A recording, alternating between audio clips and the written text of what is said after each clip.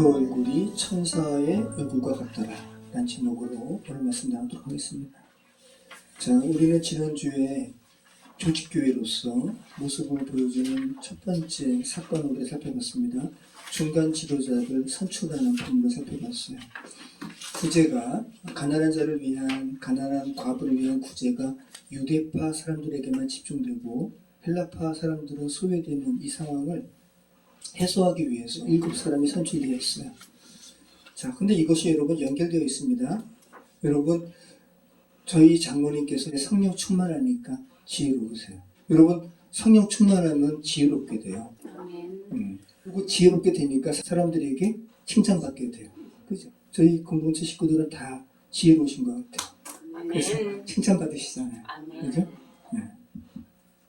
자, 이렇게 구제 문제를 해결하자 사도들은 말씀 전하는 것과 기도에 전념하게 되었어요.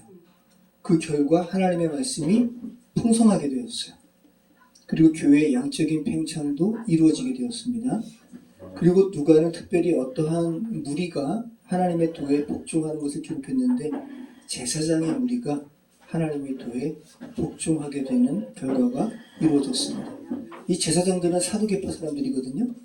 부활이 없다 하는 사람들인데 하나님의 말씀이 정확하게 전달되니까 인간적인 생각으로 부활이 없다 하는 이 인간적인 생각을 버리고 하나님의 도에 복종하게 되어더라는 거예요. 여러분, 정말 진실이 증거되면 거짓은 설 자리를 잃게 됩니다. 네. 오늘도 그 내용입니다. 여러분이 읽은 내용이 그 내용이에요. 자, 어떤 내용인지 살펴보도록 하겠습니다. 우리 사도행전 6장 8절로 9절 말씀 다시 한번 읽어보겠습니다. 스데반이 은혜와 권능이 충만하여 큰 기사와 표적을 민간에 행하니 이른바 자유민들 즉 구레네인, 알렉산드리아인, 길리기아와 아시아에서 온 사람들의 회당에서 어떤 자들이 일어나 스데반과 더불어 논쟁했으니 네. 자, 특별히 사도들의 권능과 말씀의 선포에 이어서 헬라파 사람들의 구제를 위해서 특별히 선출한 7명의 지도자들 가운데 스데반에 대해서 누가가 기록하고 있는 거야. 그런데 스데반, 우리가 지금 살펴봤지만 스데반에게 권능과 하나님의 은혜가 충만했대요. 이거는 사도들에게 표현했던 표현이거든요. 그러니까 스데반이 단순한 그냥 오늘날의 그냥 집사 정도가 아니라 사도와 같은 그러한 하나님의 은혜 가운데 있었던 사람이라는 것을 우리가 알게 됩니다. 자, 당시 초대교회 분위기가 어떠했는지 알게 돼요. 새로 선출된 7명의 헬라파 지도자들이 사도와 복음과는 그러한 은혜와 권능으로 뜨겁게 구제도 했지만 뜨겁게 하나님의 말씀도 전했음을 우리는 알게 됩니다. 이 사실을 누가는 은혜와 권능이 충만하여 기사와 표적을 민간에 행했다고 마치 사도들의 행적처럼 기록하고 있는 거야. 자, 그런데 민간에 하나님의 은혜와 권능으로 이적과 표적을 행하니까 어떤 사람들과 충돌했다고. 그죠? 지금 그 말씀하고 있잖아요. 자, 결국 스데반이 이 충돌로 인해서 죽게 됩니다. 돌에 맞아서. 스데반의 순교가 어떻게 해서 비롯되었는지를 지금 설명하고 있는 거예요. 스데반이 뭘 했대요? 기사와 표적을 행했대요. 여러분, 기사만 행했으면 스데반은 죽지 않았을 거예요. 근데 표적을 행한 거예요. 표적은 뭔데요? 기적이 아니라 표적은 세메이온이라고 했잖아요. 예수님의 하나님 되심을 증거하는 게 표적이에요. 만약에 단순한 기적을 행했으면 스데반은 안 죽었어요. 여러분, 세상은 단순한 기적을 보면 죽이려고 하는 게 아니라 즐거워해요. 충돌할 아무 이유도 없습니다. 제가 화계초등학교 나왔는데 화계초등학교 이렇게 학교를 파하고 집에 돌아갈 때 정말 재밌는 거 많이 봤어요. 예전에 약장사 많이 있었잖아요. 그죠? 어떻게 김한수 권사님 거기 그 해남 그쪽도 약장사가 있어요? 동네 사람들 모아놓고 막 약장사하고 막 차력 같은 거 하고 막 저희 어릴 적에 그런 게 서울에 막 이렇게 그죠? 차력 보여주고 막 요술 보여주고 그런 게 있었어. 재현아 되게 재밌었거든. 그런데 결국은 뭐예요? 약 파는 거예요. 그래서 나중에 보면 좀 허무해요. 허무한데 근데 즐거워요. 왜? 차력 봤으니까. 구경할 땐 즐겁지. 그죠? 네. 구경할 땐 즐겁죠. 살아간다 도망을. 네, 네. 그죠. 네. 결국은 약 파는 건데. 네. 시시한 결말이긴 하지만 눈요기한 걸로 만족하는 거죠. 충돌이 일어날 일은 없어요. 자, 그러니까 제가 드린 말씀 뭐냐면 세상의 기적은 다 고만고만하다고요. 그런데 스데반은 충돌하는 거예요. 왜? 예수님의 하나님 되심을 증거했기 때문에. 자, 예수가 그리스도이심을 또 예수님께서 주이심을 드러내는 표적을 행하면 거짓은 이게 참이잖아요. 예수가 그리스도이심이 참이에요. 이 참을 드러내면 세상의 거짓은 이제 그 참 드러내지 못하도록 충돌하는 거야.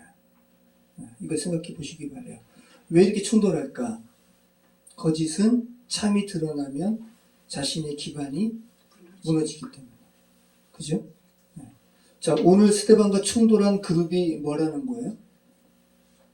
자유민이에요. 자유민. 자, 헬라어로 리벨티노스라고 이렇게 번역된 말이에요. 자, 그런데 이 헬라어는 헬라어 자체가 아니라 라틴어를 헬라어로 음역한 거예요. 리벨티노스. 자, 여러분 리벨티노스 하니까 영어에 어떤 단어가 좀 연상되죠? 그죠? 리버티, 자유.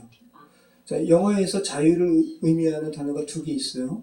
하나는 프리덤, 하나는 리버티.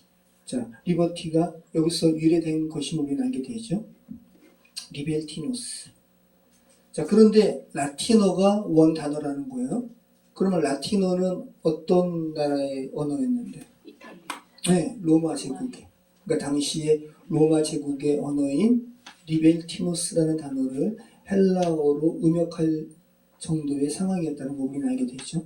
그러니까 당시 이 자유인으로 번역된 이들이 로마 제국하에 노예로 로마 제국하에 억압되어 있다가 자유케 된 사람들의 무리임을 우리는 알게 되죠. 이해되시죠? 이들은 유대인이었고 자유케 된 다음에 유대인이니까 예루살렘에 와서 하나님을 예배한 거예요. 그러니까 유대인 디아스포라임을 알게 되고 또 이들은 바로 헬라파 사람인 것을 알게 되죠. 자연스럽게 스데반이 헬라파 사람들 중에 선출된 지도자잖아요. 그죠? 그러니까 헬라파 유대인들에게 지금 복음을 증거한 거고 충돌하는 거예요. 자연스럽게 이런 상황을 알게 되죠. 자, 여러분 유대인들은 그 바벨론에 의해서 멸망당하기 전까지는 유대인의 이스라엘 사람들의 그 구심점은 어디예요? 성전이죠. 근데 포로가 되었잖아요. 성전까지 갈 수가 없죠. 예루살렘 성전은 회파되었고 그래서 유대인들은 그때부터 뭘 한 거예요? 회당을 만들었어요. 그러니까 유대인이 조금만 모여도 가장 먼저 하는 것은 자기 집 짓는 게 아니라 회당 짓는 거. 자, 그럼 이들이 각각의 로마 제국에 이렇게 있다가 유대로 왔지만 이른바 자유인들, 지금 제가 얘기하는 거예요. 로마 제국하에 노예로 되었다가 풀려난 자들, 그들이 지금 누구라 그래요? 구레네, 북아프리카예요. 그리고 알렉산드리아, 이것도 북아프리카고, 길리기아, 이거 소아시아예요. 바울의 고향이 길리기아 다소죠. 네. 그러니까 바울도 헬라파 유대인이라고요. 아시아. 자, 그럼 이런 사람들이 각각의 지역에서 살다가 예루살렘으로 왔지만 각각의 지역 사람들끼리의 회당을 만들어 놓은 거예요. 네. 이 회당에서 스데반이 말씀을 증거한 거예요. 그러면 스데반도 자연스럽게 예수님의 복음을 받아들이기 전에 스데반도 회당에서 그저 헬라파 사람들과 같이 경전을 읽고 유대교의 하나님을 예배했던 사람이라는 것을 우리는 알게 되죠. 그리고 자연스럽게 스데반이 복음을 들은 이후에 자신이 이미 알고 있던 회당에 가서 이제 예수님을 증거하는 거죠. 그러면서 유대교 사람들과 지금 충돌하는 거예요. 자, 그리고 어쩌면 스데반은 이런 가운데 그리스도의 복음을 듣기 전에 어쩌면 바울과 만났을 수도 있어요. 왜? 바울도 헬라파 유대인이니까. 같이 유대교의 하나님에 대해서 토론도 했을 수도 있고요. 지인일 수 있어요. 그래서 이제 앞으로 살펴보겠지만 이 스데반이 하나님의 말씀을 증언한 다음에 유대인들이 돌을 들어서 죽일 때 그 증인 삼은 사람이 누구예요? 바울이에요.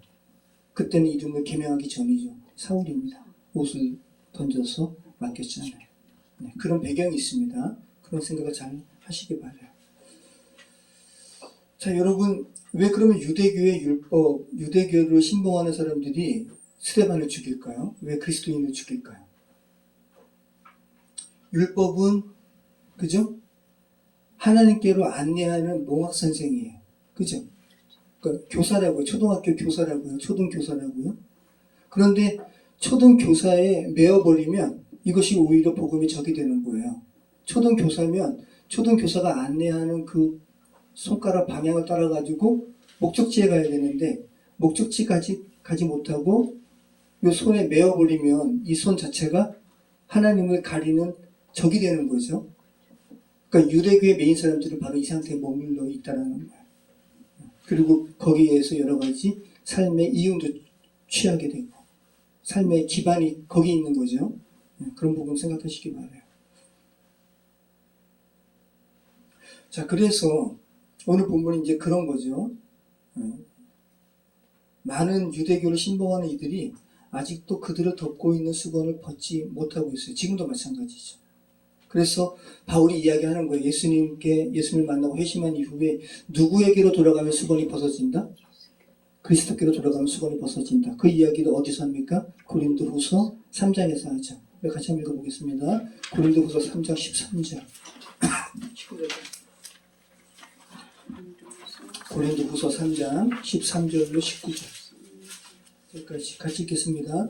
우리는 모세가 이스라엘 자손들에게 장차 없어질 것의 결국을 주목하지 못하게 하려고 수건을 그 얼굴에 쓴 것 같지 아니하노라. 이게 무슨 말이에요?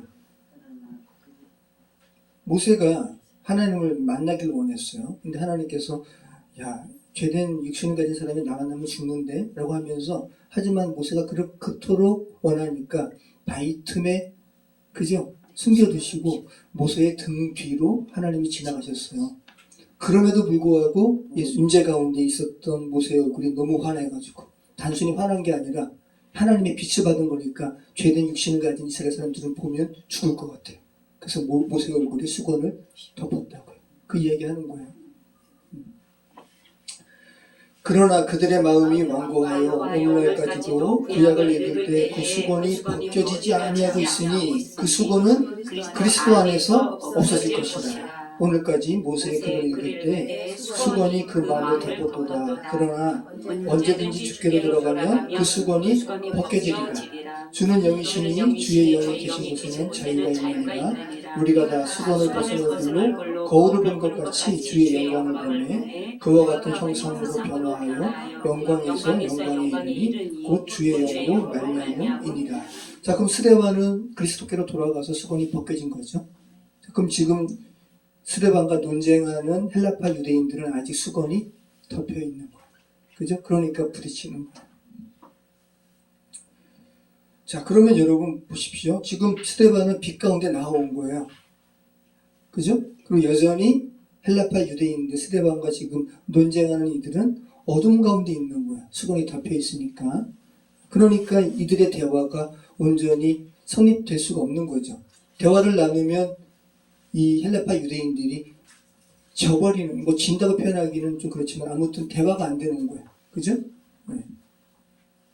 그러니까 지금 아까 드린 말씀처럼 눈이 뜨여져가지고 지금까지 고수했던 유대교의 가르침이 달을 가르치는 손가락임을 지금 스데반은 알게 되었잖아요. 그럼 보세요. 자, 달이 저기 있다라고 이제 달을 가리키는 거예요. 유대인들은 지금 손가락 안에 매여 있어요. 달을 못 봐요. 근데 스데반은 지금 이렇게 손가락을 가리키는 것이 달이라는 것을 지금 알게 되었어요. 그러니까 지금 이 손가락에 매여 있으면 안 되고 손가락이 가리키는 달을 봐야 돼 라고 말하는 스데반과 눈이 감겨가지고 손가락에 매여 있는 이들의 대화가 성립이 안 되는 거죠. 눈 감고 코끼리 만지면 코끼리 알 수가 있어요? 모르죠. 코끼리 만지면서 뭐라 그럴까요? 이거 큰 나무 토막이야 그럴까요? 그죠? 다 보는 사람은 코끼리로 이야기하는 거죠. 대화가 안 되는 거예요. 지금 그 말씀인 거예요. 10절 말씀이. 10절에 뭐라 그럽니까? 스데반이 지혜와 성령으로 말하니 그들이 능히 당하지 못하는 그런 상황입니다. 자, 그러면서 11절 말씀 우리 14절까지 같이 읽겠습니다. 사람들을 매수하여 말하게 이 사람이 모세와 하나님을 모독하는 말을 하는 것을 우리가 드러내려 하게 하고 백성과 장로와 서기관들을 충동시켜 와서 잡아가지고 공회에 이르러 거짓 증인들을 세우니 이르되 이 사람이 이 거룩한 것과 율법을 거슬러 말하기를 하지 아니하는도다. 그의 말에 이 나사렛 예수가 이곳을 홀고 또 모세가 우리에게 전하여준 규례를 고치겠다 함을 우리가 들으려고 하겠나요? 자, 보세요. 지금 예수님과 사도들처럼 스데반이 똑같은 상황에 처하고 있죠. 그죠? 예수님도 이 같은 상황 가운데 처해가지고 사내들인 공회에 끌려가서 결국은 죽임당한 거고, 사도들은 풀려났죠. 누구의 중재로? 가말리엘이 이들을 살리려고 살린 게 아니라, 기억나시죠? 만약에 하나님이 정말 행하시면 너희 어떡할래? 그러니까 한번 어떻게 되는지 두고 보자. 이렇게 해서 살려난 거 아니에요? 근데 지금 스데반은 죽게 돼요. 자, 다시 한번 예수님께서 고소당하셨던 곳과 스데반의 경우가 어떻게 흡사한지 한번 보시죠. 마태복음 26장 59절. 대제사장들과 온 공회가 예수를 죽이려고 그를 칠 거짓 증거를 찾으매 거짓 증인이 많이 왔으나 얻지 못하더니 후에 두 사람이 와서 이르되 이 사람의 말이 내가 하나님의 성전을 홀고 사흘 동안 지을 수 있다 하더라 하니. 자, 예수님이 참이기 때문에 거짓은 참을 당해낼 수가 없으니까 지금 예수님을 죽이려고 뭘 했대요?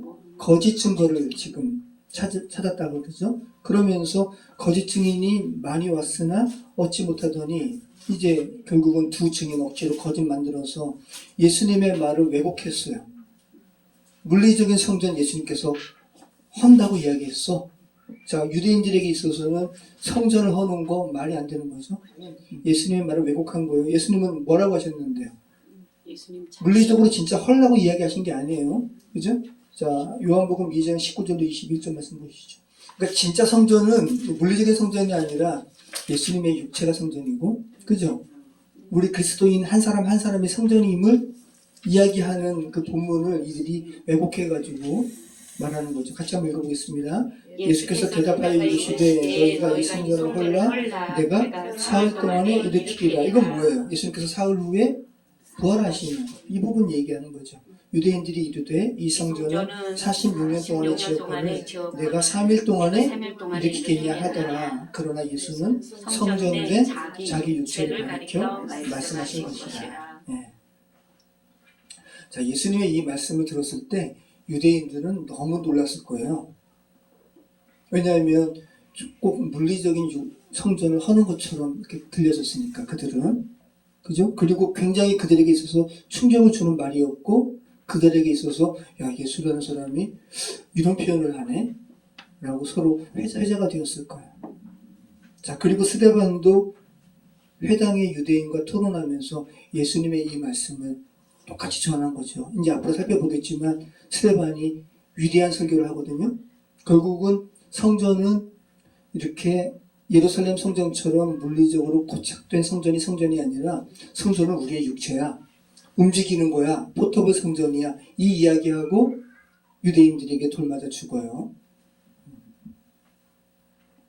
물리적인 성전이 아니고 하나님께서 각 사람 안에 인격 가운데 거하시는 이들이 성전임을 스데반이 이야기하게 되고 죽습니다. 오늘 그 부분 가지고 이들이 잡아가지고 재판장에 지금 세운 거예요. 진리가 전해지면 위협으로 느껴지기 때문에 결국은 진리를 전하는 자들을 죽이는 거예요. 자, 아이러니하죠. 이러면서 이들이 거짓 증인을 세우잖아요. 거짓 증거하잖아요. 그죠? 그 위증이잖아요. 근데 이들은 율법을 그토록 율법을 지키려고 했던 사람들인데, 근데 율법에서는 거짓 증거를 심각한 죄로 여기는데, 그러니까 얼마나 아이러니해요. 네. 십계명에서 여러분 내 이웃에 대하여 거짓 증거하지 말라. 이게 십계명이거든요. 자, 위증에 대한 금지의 말씀이에요. 자, 신명기 19장 16절 말씀 보죠. 위증하지 말 것을 율법이 어떻게 이야기하는지. 신명기 19장 16절. 만일 위증하는 자가 있어 어떤 사람이 악을 행하였다고 하면 그 논쟁하는 쌍방이 같이 하나님께 앞에 나가 그 당시에 제사장과 재판장 앞에 설 것이요 재판장은 자세히 조사하여 그 증인이 거짓 증거하여 그 형제를 거짓으로 모함한 것이 판명되면 그가 그의 형제에게 행하려고 의한 그대로 그에게 행하여 너희 중에서 악을 지어라. 그리하면 그 남은 자들이 듣고 두려워하여 다시는 그런 일을 너희 중에서 행하지 아니하리라. 내 눈이 금일이 여기지 말라. 생명에는 생명으로, 눈에는 눈으로, 이에는 이로, 손에는 손으로, 발에는 발로 이니라. 자, 위증한 거 보면 너 눈이 금일이 여기지 말라. 그죠? 위증하면 엄격하게 처벌하라 라고 이야기하고 있잖아요. 근데 이 죄악을 정작 율법을 신봉하는, 율법을 지키려고 애쓰는 유대인들이 하고 있다고요. 그러니까 표면은 율법을 지킨다고 하지만 실상은 율법을 어기는 것이고 하나님의 뜻과는 상관없이 정말 세상 사람처럼 죽은 자의 행위를 되풀이하고 있다는 것을 우리는 알게 되는 거예요. 자, 그러면서 14절 말씀 보시죠. 또 이제 거짓 증거하잖아요. 그의 말에 오늘 본문이요. 그의 말에 이 나사렛 예수가 이것을 헐고 또 모세가 우리에게 전하여 준 규례를 고치겠다는 우리가 드러나라. 자, 예수님은 지금 개혁개정은 규례라고 표현했지만 개혁은 율법이죠. 예수님은 율법을 고치겠다고 하지 않으셨어요. 오히려 율법을 완성하겠다고 하셨죠. 정말 율법의 의미가 뭔지 내가 알려줄게라고 말씀하셨죠. 근데 이들은 다 이렇게 겉만 보는 거예요. 표면만 보니까 핵심을 이야기하면 그 표면으로 인해서 이득을 취하는 이들이 그 핵심을 취하게 되면 자신들이 설 곳을 잃어버리게 되니까 오히려 죽이는 거예요. 자, 이렇게 예수님을 죽였던 상황과 똑같이 스데반에게 거짓으로 이렇게 스데반을 이렇게 모함하잖아요. 그 사람들이 다 스데반의 얼굴을 봤어요. 스데반의 얼굴이 어떻게 보였어요? 같이 15절 말씀 같이 읽겠습니다.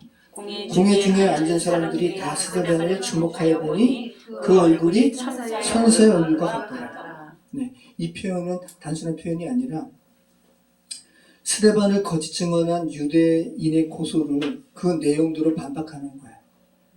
스데반의 얼굴이 천사와 같더라라는 의미는 스데반의 얼굴이 하나님을 뵌 사람처럼 보였더라 이 말이에요.